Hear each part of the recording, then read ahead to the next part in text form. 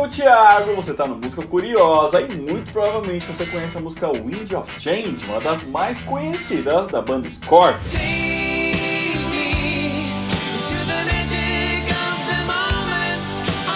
Mas você sabia que recentemente surgiu uma teoria de que essa música teria sido escrita pela CIA como uma forma de propaganda norte-americana durante a Guerra Fria para acelerar o fim da União Soviética? Caso não saiba, queira saber um pouquinho mais dessa história e o que diz o compositor dessa música, fica aí que eu já conto. Bom, a banda Scorpions surgiu no final dos anos 60, mas ficou conhecida no mundo como um todo mais pro meio da década de 70, após o lançamento do disco In Tracy em 1975.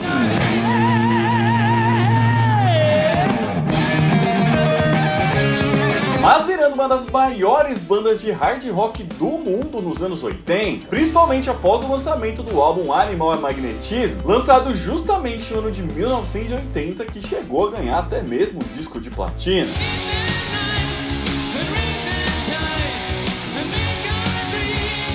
Porém, foi no ano de 1990 que eles lançam a música que viria a ser uma das mais conhecidas da banda e do rock como um todo até hoje, que foi a Wind of Change, com seu assobio marcante como parte do disco Crazy World.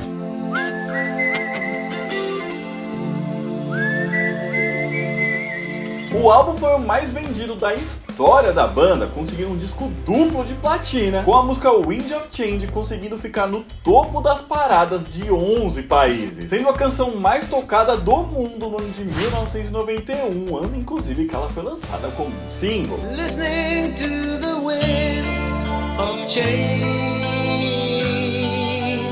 Nesse momento, o mundo ainda vivia o período da Guerra Fria, apesar dela estar em seu fim, e tinha acabado de acontecer a queda do Muro de Berlim em 1989, que ficava exatamente no país de origem da banda, que era a Alemanha. A verdade é que o período da Guerra Fria era de muito temor para a população mundial, já que havia uma iminência de violência e até mesmo de conflitos nucleares que poderiam matar milhões de pessoas. E a letra traz justamente uma mensagem de esperança de que esse temor ficasse para trás, e assim as crianças poderiam sonhar com o futuro enquanto era soprado o vento da mudança, ou Wind of Change, como é o nome da música.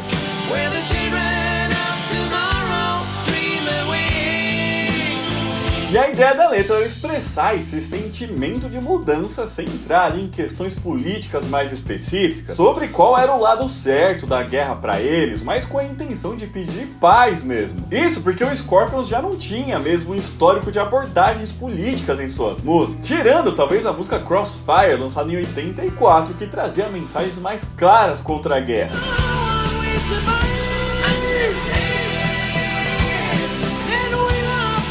Com os integrantes da banda até mesmo deixando claro que nessa época aí eles iam até outros países mostrar que existia uma nova geração vinda da Alemanha, que não chegava com tanques, mas sim com guitarras e amor. E com todo esse sucesso que a música fez na época e a temática que ela trazia, ainda na época começou a surgir a curiosidade sobre o que inspirou a composição dela. E desde então a história contada pela banda sobre isso por mais de 30 anos é sempre a mesma. A letra foi composta pelo vocalista do Scorpions, Klaus Meine, no ano de 1989, durante uma passagem da banda pela União Soviética para se apresentar no Moscow Music Peace Festival, que também contou com outros artistas e bandas bastante conhecidas, como Ozzy Osbourne, Bon Jovi, Mötley Crüe, entre outros.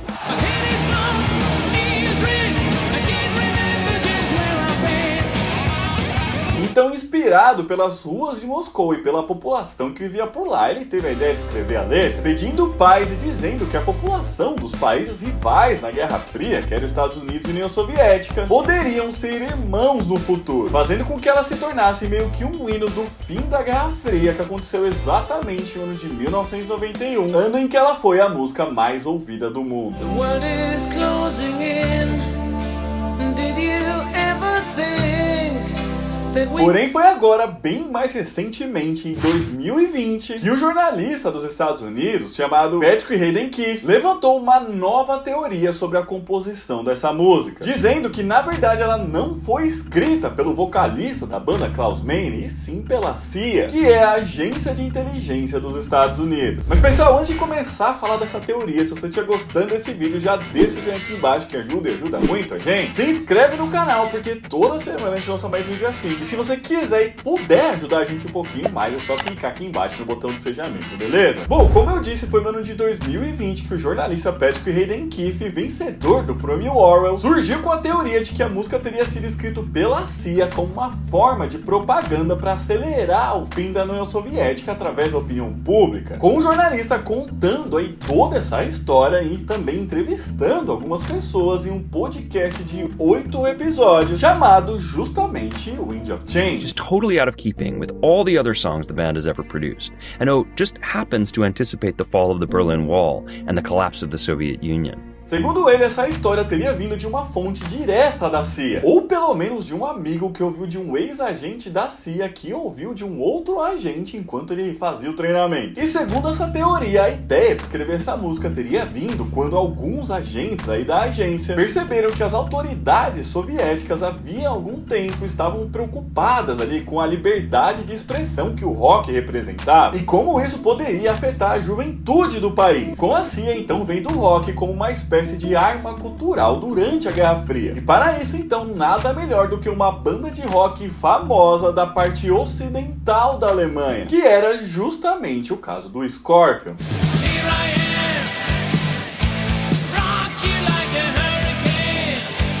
E assim, então, ainda segundo o jornalista, a Wind of Change foi lançada no ano seguinte da queda do Muro de Berlim, justamente para ser uma espécie de hino para o fim do comunismo e a reunificação da Alemanha, com uma mensagem leve de poder que o serviço de inteligência queria promover, conseguindo então por fim atingir aí o objetivo final, que era o de incentivar o povo a apoiar as mudanças que acabariam acontecendo envolvendo a queda da União Soviética.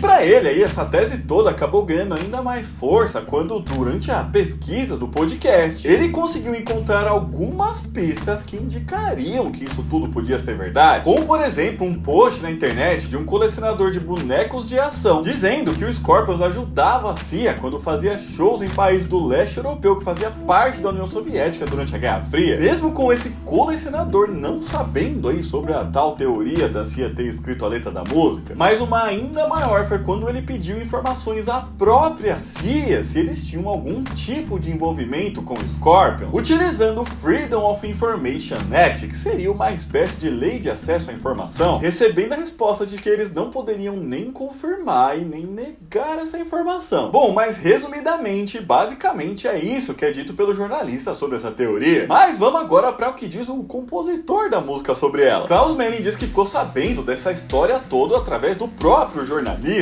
que o procurou para dar uma entrevista pro podcast, e a princípio ele achou que seria sobre o tal festival que eles participaram lá em 89 na União Soviética, quando de repente veio o questionamento se a música tinha envolvimento com a CIA. Ele disse que a princípio achava que o jornalista estava fazendo uma piada e começou a rir, até que percebeu que de fato era uma pergunta séria e que o Patrick tinha passado um bom tempo pesquisando sobre isso, a ponto inclusive de ter viajado até a Alemanha somente para entrevistar o compositor da música, que no caso era ele. And in the middle of the interview, he was like, Klaus, you ever heard the story that Wind of Change was written by the CIA? Nesse momento, Klaus diz ter respondido a ele, questionando se ele sentia que estava entrevistando um espião ou um compositor, dando risada disso tudo logo em seguida. I said to him, so my friend, you think you make an interview with a songwriter?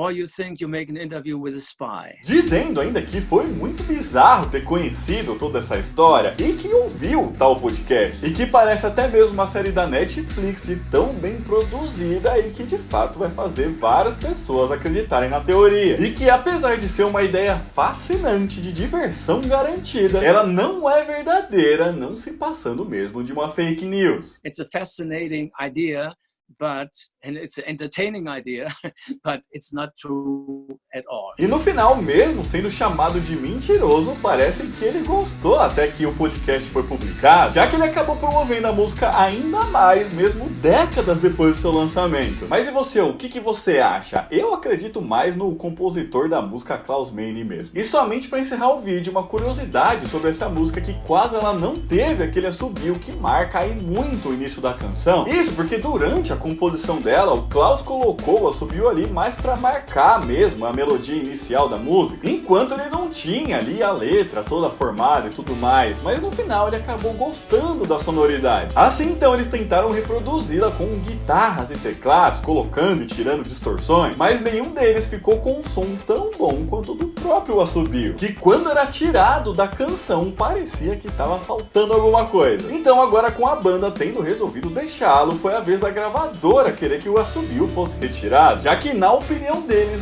não funcionaria para o público dos Estados Unidos. Mas foi nesse momento que apareceu o empresário do Scorpions na época, Doc McGee, e disse que eles estavam loucos, já que não era possível tirar o assobio da música, já que ele era uma parte muito importante dela. Lembrando inclusive que canções do John Lennon e Guns N' Roses que tinham assobios fizeram muito sucesso nos Estados Unidos. E assim ele conseguiu então convencer a gravadora, acabou ficando para a versão final e de fato deu muito certo, né?